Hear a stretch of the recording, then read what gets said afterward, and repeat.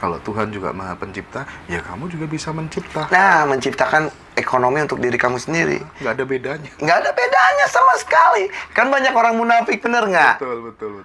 Saya nggak takut bilang banyak orang munafik. Emang munafik. Katanya percaya Tuhan Maha Pencipta. Nah, kamu disuruh nyiptain ekonomi kamu sendiri, kamu ketakutan. Sesungguhnya kita bisa mencipta seperti yang Tuhan. Seperti layaknya Tuhan dong. Tentang jalan hidup kita. Iya, Mas Oko bilang jawabnya iya, persis gitu. Makanya kalau kita sudah sadar ini, ya kita akan percaya diri. Ya, Mas itu. Oke, banyak orang yang pelit, banyak orang yang susah berbagi, gitu ya. Justru malah juga dia bisa kaya raya. Nah, tahu dia pelit dari mana? Kalau misalnya Mas, kan ada ungkapan begini. Siapa ya yang bilang ya? Yusuf Hamka atau siapa yang bilang begini? Jangan selalu berpikir jadi karyawan. Berpikirlah selalu menjadi bos begitu. Nah, yang ingin saya tanyakan gitu. Memang hanya berpikir menjadi bos terus-menerus akan menggiring kita benar-benar jadi bos, Mas? Atau variabelnya banyak? Gimana? Setuju, Yusuf Hamka. Salah satu ya idola saya juga lah selain Bob Sadino. Ya. Kalau di Indonesia saya itu patokannya Bob Sadino, gitu kan. Keren gitu. Saya selalu bilang gini, saya paling senang ngebuat orang resign dari kerjaan.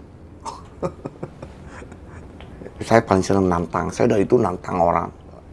Resign kamu dari kerjaan, resign. Berani nggak berani di Indonesia loh.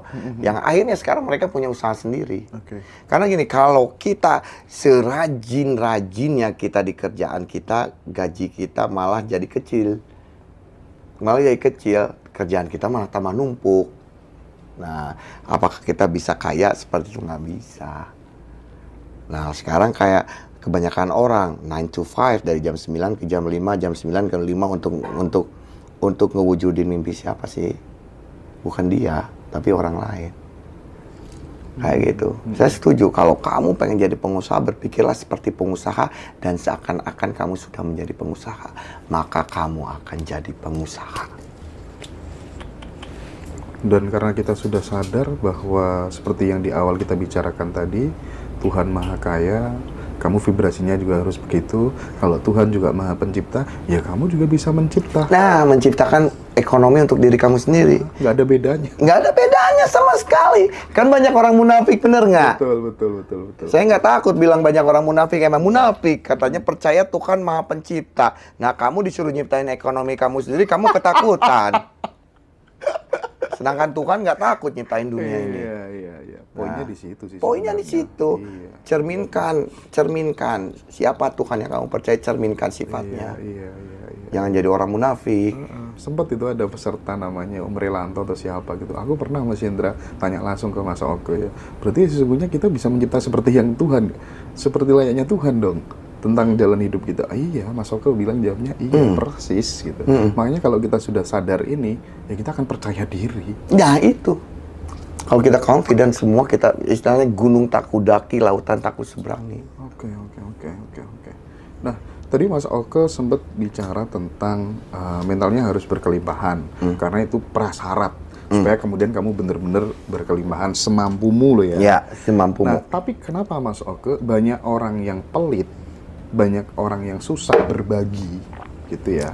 Justru malah juga dia bisa kaya raya. Nah, tahu dia pelit dari mana? Jadi misalnya kalau kita bicara soal Gimana kalau tahu pelitnya hanya di depan Mas Hendra, tapi di belakangnya dia ngebiayain berapa ratus janda, ngebiayain berapa anak yatim. Kita selalu kepo sama kehidupan orang lain, dan kita selalu berasumsi kita tahu kehidupan orang lain sebelum tahu cerita yang sebenarnya. Everybody's story is different. Semua orang itu beda-beda ceritanya. Mungkin dia berbaginya berbeda. Nah, kita nggak pernah tahu. Banyak orang yang bilang, oh Mas Oko sedekah keluar-keluar. Saya kalau nggak ditanya, nggak akan ngejawab saya sedekah kemana. Karena saya ditanya.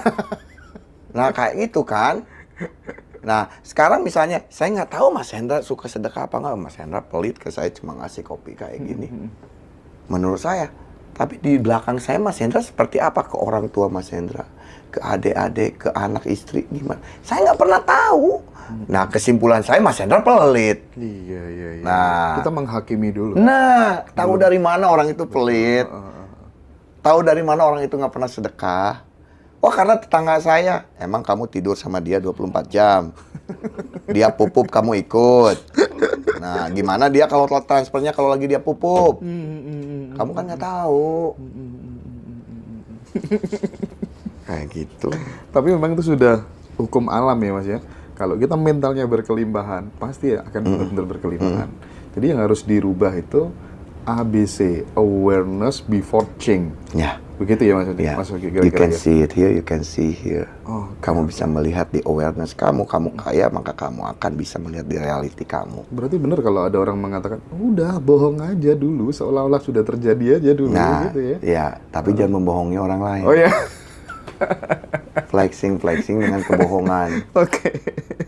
Flexing dengan kebohongan. Iya. Oke, baik Mas Oki. Kalau misalnya gini Mas Oki, ada yang mengatakan itu, Mas Oki kaya kan wajar karena dia bisnis begitu ya. Nah, jadi kaya apakah harus lewat bisnis Mas Oki? Bisa Iya. nggak guru SD dengan gaji 400.000 tiap bulan atau 1 juta misalnya bisa kaya? Bisa. Buka bisnis. Buka bisnis. Jadi memang Mau kalau bisnis mau apa kaya lagi? harus bisnis. Buka bisnis. Ini nih, Rosa ini asalnya dia jualan gorengan di pasar. Oke, Mbak Rosa. Ini teman-teman, ini Mbak Rosa yang namanya. Lah, jualan gorengan di pasar. Di pasar. Coba menurut Mahendra, orang kayak gini pantas nggak jualan gorengan di pasar? Nggak pantas lah. Nah, sama saya suruh tutup usahanya. Dia rumah tangga, ibu rumah tangga. Sama saya suruh tutup. Yang akhirnya dia sekarang investor. Saya invest kemana dia ikut. Saya invest kemana dia ikut. Yang akhirnya dia cuma apa? Cuma di rumah. Kayak gitu. Buka bisnis. Oke. Kecil-kecilan. Dia invest pertama, dia ngejual cincin dia, kalung dia, semua perhiasan dia jual. Sampai invest ke yang pertama punya hasil, dia investkan lagi ke yang kedua. Akhirnya sekarang dia punya income stream pasif. Yang ngerjainnya orang lain. Kayak gitu. Iya. Nah, itu tukang gorengan tanyain. Tuh yang satu lagi bekas supir truk tuh. Bekas masuk rumah sakit gila. Nih, Waduh, ini orangnya nih. waduh. Nih, dia pernah Oh, iya, masuk rumah Mas, sakit iya. orang gila. Supir truk dia. Gila. Sekarang apa bisnisnya? Dia bandar toko besi, bandar triplek. Oh. Nah, Ya. kayaknya aku perlu deh wawancara salah satu deh nanti deh. Enggak, karena aku tuh meyakini Mas Oke ya, sorry ya. Jadi semakin sering bergaul dengan orang-orang yang vibes-nya atau kemudian lebih mapan dibanding kita, itu kok menurutku nular banget. Oh gitu iya, loh. oh iya. Iya. Ya. Apalagi kalau gaulnya sama saya, kamu nggak mau saya paksa. Iya. Kamu tetap nggak mau saya cubit teteknya. Gimana contohnya? Hah? Contohnya gimana? Saya paksa. Dipaksa apa? Misalnya, ya kita ke mana gitu. Saya selalu gini. WA pin kamu semua. Masuk WA ke semua ke sini. Ada pin ATM mereka. Nanti saya tunggu siapa nih yang nunggu bayar. Nggak ada yang bayar saya. Mana debit kamu? Kasihin nih pinnya. Saya paksa. Dipaksa, yang akhirnya apa? Dia aware sendiri. Iya, Ternyata duit gua nggak habis-habis ya. Ini relate banget sumpah ini. Bener banget loh Mas. Iya. Ternyata duit gua nggak habis-habis ya. Nah malah di saat kamu ketakutan untuk bayar, duit kamu bakal habis nggak tuh? Kayak sulap. Nah, kalau ketakutannya udah dipaksa tapi masih takut terus Mas, apa gak malah bunuh diri kejang-kejang tuh orang? Nggak akan. Enggak. Nggak akan. Akhirnya dia terbiasa sendiri. Soalnya alam bawah sadar nggak tahu. Yang rasa takut itu alam sadar kita loh. Oke. Awareness kita. Alam bawah sadar kita kalau terus dikelabui kita banyak duit. Itu banyak loh duit loh. Kalau pengen duit itu gampang. Duit itu paling gampang. Soalnya vibrasi duit itu paling rendah. Energi duit itu paling rendah. Soalnya apa? Kenapa paling rendah? Karena buatan manusia. Karena buatan manusia. Dibuat oleh manusia. Bukan dibuat oleh alam. Yang Mas Oki lihat dari teman-teman kita yang misalnya Chinese gitu Mas, Tionghoa gitu, teman-teman Tionghoa, kan kalau dikomparasikan dengan teman-teman yang misalnya non Tionghoa gitu, rata-rata kan bisnis dipegang oleh mereka. Oke, ini kita bicara soal di Indonesia ya. Ya. Nah, apa yang Mas Oke tangkap dari apa tuh namanya fenomena itu, bahwa kenapa orang Tionghoa pada kaya raya tuh? Apa, Yang pertama mereka ulet. ulet. Yang kedua mereka nggak ada gengsi. Balik lagi. Pantas nggak orang kayak gini jualan di pasar? Nggak pantas, nggak pantas. Nah, coba orang Indonesia, cewek Indonesia kayak gini mau nggak jualan di pasar? Iya. Jualan gorengan? Nggak kan? Isinya nggak kebilang jelek lah. Pantas nggak? Saya pernah diajak ke pasar, pasarnya becek, dia kuplak di becek kan? Saya nggak mau. Sepatu saya baru, saya bilang. Nah, itu perbedaannya kenapa Chinese itu lebih menguasai di Indonesia. Yang pertama mereka ulet, yang kedua mereka nggak punya gengsi. Itu orang kita pribumi, gengsinya terlalu besar, gengsinya terlalu gede, bersaing sama tetangga terus. Akhirnya terlilit hutang deh. Nah, itu. Belum mampu beli motor baru aja karena lihat tetangganya beli motor baru, beli mobil baru. Nih, dipaksa. saya ada bisnis, saya itu pembeli motor-motor jabelan. Kalau udah mau beres lebaran, itu motor baru yang ditarik itu semua. Dijabel itu yang dijabel. Nah, kebanyakan orang Indonesia kayak gitu, pribuminya. Iya. Asal bisa pulang kampung pakai motor baru. Bodoh amat. Nah, kalau orang Chinese enggak, mereka ulet. Itu. Terus mereka nggak ada gengsi. Kayak gitu. Yang saya lihat di situ. Iya. Saya dari kecil itu saya SD itu saya masuk sekolah Katolik, sahabat saya itu orang Chinese. Oke. Masuk ke SMP, SMA, kebanyakan pacar saya orang Chinese. Gitu. Nah, jadi saya tahu cara mereka itu gimana, gitu. Cara mereka berpikir itu seperti apa. Saya diajarin tanda tangan sama partnernya mama yang orang Chinese. Istilahnya dia itu punya pabrik terbesar di Bandung, itu punya 6. Nah, itu waktu itu. Nah. Jadi saya udah terbiasa dengan Chinese itu. Jadi saya tahu ulet mereka gimana, gengsi mereka gimana. Ya. Nah, saya ingin mengkomparasikan sebuah pemahaman bahwa katanya nih jalan hidup seseorang itu terkadang juga ditentukan oleh nama, ditentukan oleh garis tangan, ditentukan oleh tanda tangan begitu. Nah, saya langsung ingin dari orang yang sudah membuktikan dengan hasil, udah bukan teori lagi. Menurut Mas Oke, itu tidak ada kaitannya semuanya jika kemudian mentalnya sudah benar-benar berkelimpahan atau mentalnya sudah benar-benar kaya. Itu balik lagi ke belief system ya. Oke. Jika kemudian itu menjadi belief system, bisa terjadi berarti? Bisa. Kayak gini, waktu SMP temannya mama yang orang kaya itu, yang Chinese itu, kan saya itu mau bikin paspor. Terus dia bilang, itu tanda tangan ganti, jangan seperti itu. Nah, dia ajarin tanda tangan saya sekarang sampai saat ini dari SMP. Nah, saya percaya kalau garis tanda tangan itu ujungnya harus ke atas. Oke. Jadi di saat disambungkan ini hidup kita terus ke atas. Nah, kayak gitu. Kalau garis tangan saya kagak percaya. Garis tangan? Saya katanya pernah diramah, saya punya anak 12. Oke. Di umur 40 saya punya anak 12. Punya istri 6 katanya. Nggak percaya. Nggak percaya. Nama adalah hanya judul dari kumpalan pengalaman. Oke. Itu tuh yang soal apa tuh namanya garis tangan, kalau nggak salah ilmunya palmistry, dan ada sebuah observasi atau riset, seiring dengan kesadaran cara berpikir kita yang diubah, ini berubah. Garis tangan berubah. Betul, Mas. Betul. Sama kayak takdir kita berubah.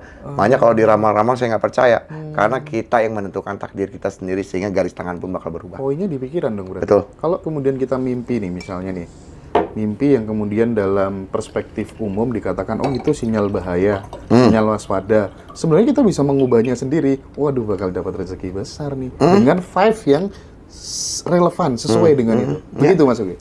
Kan kalau teman-teman di sini ngerti kan, di saat kita tidur alam bawah sadar kita itu berkelana. Mau ke dimensi lain, mau ke Paris, mau kemana, kita berkelana. Nah, kadang di saat alam bawah sadar kita berkelana, kadang dia bertemu dengan sesuatu atau terjadi sesuatu. Apakah itu bakal jadi kejadian? Nggak juga. Selama kita kata Mas Hendra kita rubah vibrasinya, malah jadi kebalikannya. Makanya kan saya nggak percaya orang, aduh nggak enak hati bakal kejadian ini. Enggak, saya tuh, aduh nggak enak hati bakal dapat duit gede. Saya selalu kayak gitu. Orang kan nggak enak hati selalu asosiasikan dengan yang negatif ya. Iya. Mau kejadian inilah, itulah, enak, aduh saya nggak enak hati. Bukan nggak enak hati, kamunya kurang napas. Itu. Napasnya kurang lancar. Ya, kayak gitu. Jadi kalau kita sudah paham ilmu ini, Mas Oke ya, kita udah paham ilmu ini. Saya bisa bilang sesimpel itu. Apapun belief yang ada di dalam diri dan itu tidak membela diri kita, tidak menguntungkan diri kita, bisa kita ubah sendiri. Wong kita bagian dari Sang Pencipta itu sendiri, ya Mas Oke ya. Semau-mau gue deh. Yang perlu orang cari itu bukan ilmu baru. Ilmunya udah ada semua. Udah eksis. Yang harus kalian cari itu apa? Orang yang ngebimbing kalian. Pastikan orang itu mempunyai kehidupan yang kalian inginkan. Kalau kehidupannya belum sebelum yang kalian inginkan, jangan pernah ngikutin orang. Saya sering banyak orang datang ke saya ngikutin si A. Hidupnya kayak gimana? Lah, mobil aja Avanza. Kamu pengen punya Avanza? Nggak mau lah. Kenapa kamu ngikutin dia? Iya. Nah, kayak gitu kan, simple. Sekarang Mas Hendra pengen hidup ini aja. Mas Hendra masih punya ibu kan? Masih. Bapak nggak ada kayak saya kan? Nggak ada. Misalnya Mas Hendra saya tanya, mau nggak kehidupan seperti ibu Mas Hendra? Nggak mau lah. Nah, berarti cara pikirnya, cara menjalankan hidupnya, jangan mengikuti cara hidup ibunya Mas Hendra. Bukan berarti ibu Mas Hendra itu orang jahat. Tapi mau nggak Mas Hendra hidupnya seperti ibunya saat ini, di saat tua misalnya sendirian, nggak ada yang jagain, jauh dari cucu, dari anak. Nah, mau nggak seperti itu? Kalau nggak mau berarti Kak Mas Hendra harus melakukan yang berbeda dari ibu Mas Hendra menjalankan hidup seperti apa. Betul. Jangan melakukan hal yang sama. Betul. Nah, makanya teman-teman, sekali lagi saya menghimbau, ayo teman-teman kita merapat semuanya nanti di Jakarta. Ilmu praktek langsung bersama dengan Mas Oke. Dan saya kemarin setelah ketemu Mas Oke itu benar-benar terinspirasi. Saya sedekah langsung tuh sekitar 25 juta mungkin ya Mas ya. Sekitar 25 juta. Aku tahu itu kecil nominal menurut Mas Oke ya. Tapi bagi saya itu udah besar banget Mas. Bahkan itu sedekah saya yang paling besar, saya pikir itu setelah saya ketemu Mas Oke itu. Dan bulan berikutnya saya dapat sekitar 160-an atau berapa begitu. Berapa kali lipat berarti? Aduh, nggak tahu berapa itu. Ya, itu yang pertama doang kan? Iya. Kesananya terus kan? Makanya saya jadi semakin nyali aja di sini. Oh, sesederhana itu. Jadi teman-teman, nanti jangan sampai telat pendaftarannya. Di hotel apa, Mbak nanti? Orchard Industri ya. Baik.